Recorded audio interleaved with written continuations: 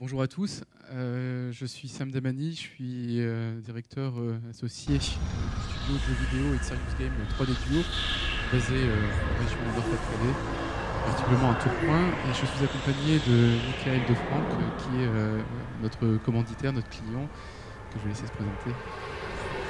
Bonjour à tous. Donc Michael Defranck du CNFPT, en charge de la formation des agents territoriaux, donc 1 700 000 agents, territoire français, et plus particulièrement de l'INSET de Dunkerque.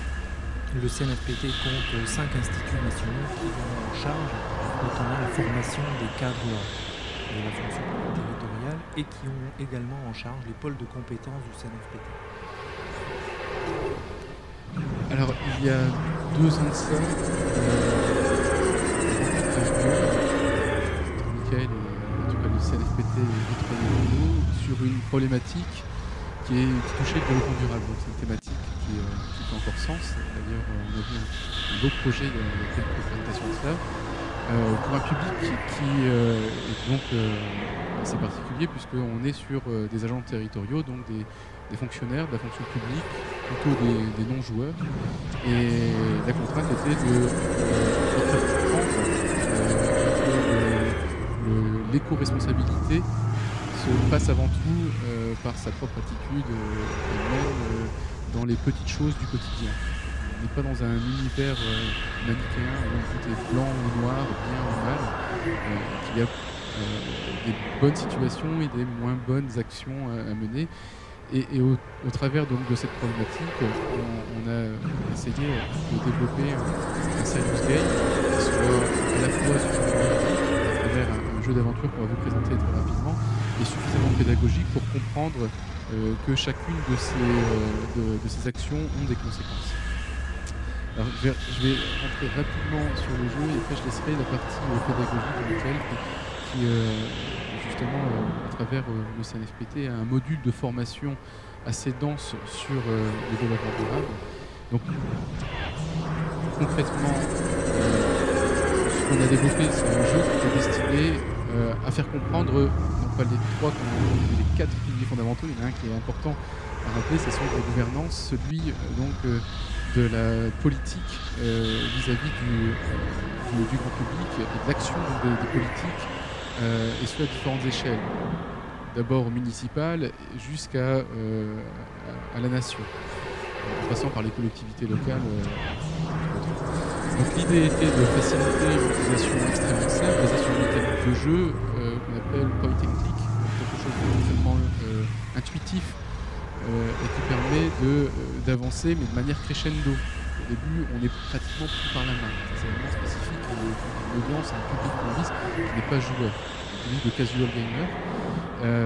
Et l'idée, c'était de bien comprendre, non pas uniquement à travers simplement des points, des scores, mais à travers différentes jauges, où une action pouvait être très pertinente, par exemple économique, dans son choix, par contre totalement irresponsable d'un point de vue sociétal.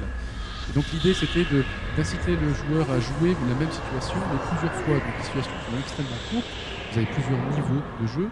On a défini 4 grandes étapes, encore une fois de manière en dézoom. D'abord, on vient aider le maire de la ville à essayer de dépolluer cet univers un peu à la 5e élément, où il est impossible de respirer, l'oxygène est saturé. Et puis une fois qu'on a réussi à mettre en place une politique au niveau local, on regarde à un niveau un petit peu plus large, et ainsi de suite, jusqu'à la fin de l'aventure, pour se retrouver dans un environnement beaucoup plus responsable.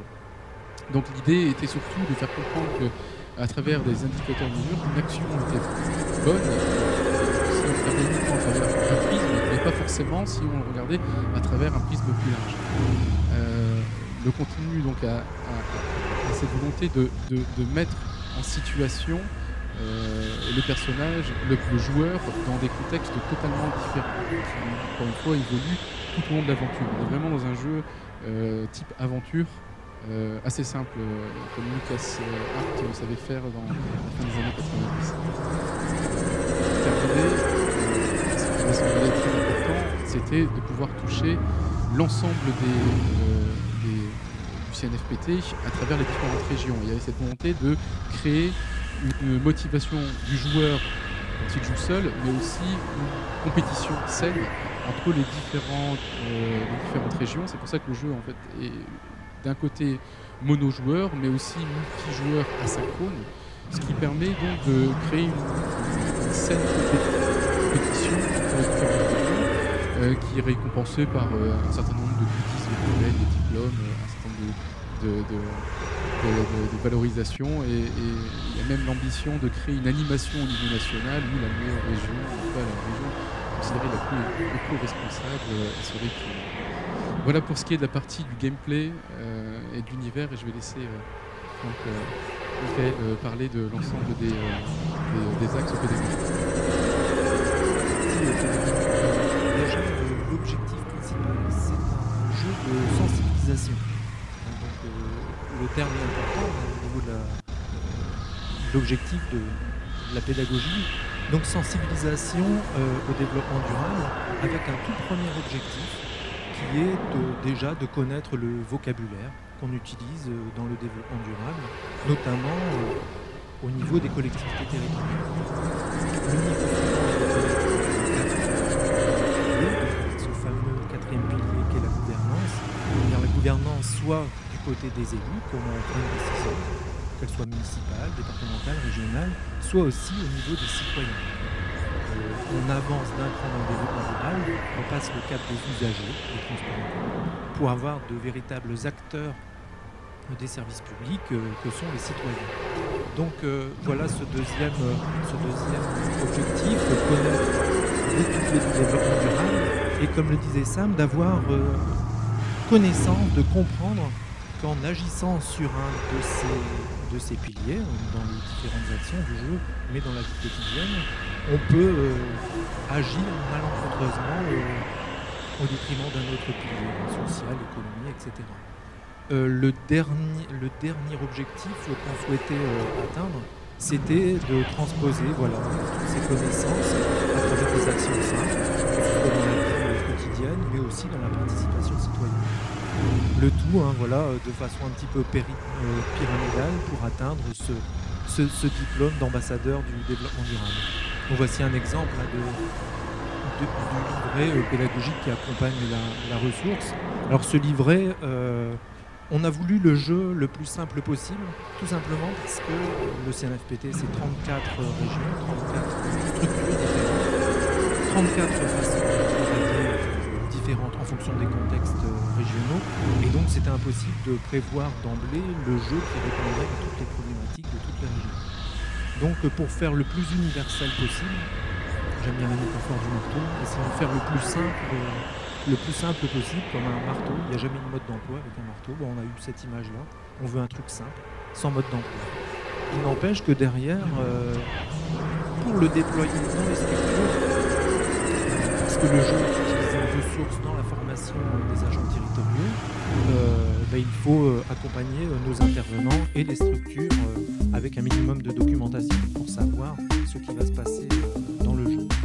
Donc au niveau de la formation, le déploiement initial le plus important qui a été prévu, c'est celui de la formation d'intégration des catégories C. Donc ce sont plusieurs milliers, on va dire dizaines de milliers de personnes qui sont formées chaque année pour atteindre à peu près le million d'agents actuellement en catégorie C. Donc au niveau du jeu, il y a 4 tableaux qui ne correspondent pas aux 4 piliers. Les 4 piliers, on les retrouve au fur et à mesure de l'évolution dans le jeu, tout en bas à gauche, à travers les jauges. Nous avons un avatar, alors chlorophylle, qui est tout en bas à droite, qui représente un petit peu le savoir et qui va guider le joueur dans ces différentes dans l'évolution dans le jeu. Donc là, Sam a parcouru les différentes aides qui sont proposées, différentes aides, de PDF ou des livres. Le premier tableau donc concerne la vie quotidienne. Le second tableau travaille principalement sur le logement, le transport, avec des problématiques qui sont assez simples à la base. Au départ, tout le monde souhaiterait habiter en ville, ne pas utiliser de voiture, etc. pour les transports en commun. Il n'empêche qu'ensuite, l'effet des mondes déjà un premier dilemme important entre deux piliers. Le troisième tableau travaille sur la gouvernance, la participation citoyenne. Comment on prend des décisions quand on est citoyen, comment on participe et comment on prend des décisions quand on est élu. Le dernier tableau travaille sur les notions d'environnement. En dézoomant, comme le disait Sam, de façon beaucoup plus macro, on arrive au niveau d'une région, comment on gère les problématiques. Et cette fois-ci, avec quelque chose de très particulier, souvent on amène des problèmes en développement durable et on essaye de trouver des solutions. Ce quatrième tableau travaille complètement à l'envers. On présente des solutions et on essaye de trouver les problèmes correspondants. Donc pour arriver à collecter au sein de l'établissement du CNFPT l'ensemble de la base, de l'information, du savoir, de l'expertise autour du développement durable, nous avons fait appel au pôle de compétences du CNFPT qui sont fédérés dans les instituts. Alors, ma collègue Virginie Bonnel n'a pas pu être parmi nous aujourd'hui, mais c'est elle qui a eu à charge de nous ramener toute la matière, toutes les problématiques du développement durable qui devaient être développées dans ce jeu. Parce que notre objectif, là aussi, par rapport aux masterclass qui ont été cités tout à l'heure, eh bien nous, ça n'existait pas encore. Nous avons fonctionné de façon en prototypant un peu et vraiment à tâtons, mais avec une vraie volonté. On avait des choses sur lesquelles on ne transigerait pas. La première, en tant que commanditaire, on voulait quelque chose de simple. On ne voulait pas 36 interlocuteurs. Nous, on assumerait notre partie. On servirait d'entonnoir. On ramènerait notre partie jusqu'au studio qui aurait à charge le déploiement. Donc, cette façon de fonctionner, elle a été assez efficace dans cette partie-là. On a aussi... vécu quelques déboires de notre côté, parce que quand on prend en charge complètement tout le fond,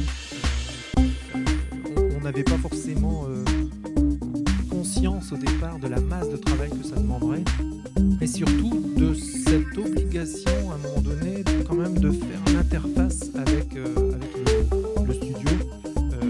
J'ai le souvenir de longues heures à essayer de fédérer un petit peu les connaissances en s'immergeant un peu dans le jeu, mais en ne comprenant pas ce qu'on devait faire.